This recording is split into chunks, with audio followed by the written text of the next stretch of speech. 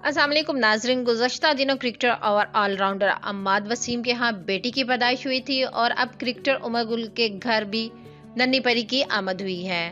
उमर गुल ने तीसरे बच्चे की पैदाइश का ऐलान समाजी राब्ते की वेबसाइट ट्वीट पर किया है। इन्होंने अपनी ट्वीट में लिखा कि अल्लाह ताला ने हमें एक मर्तबा फिर अपनी रहमत से नवाजा है।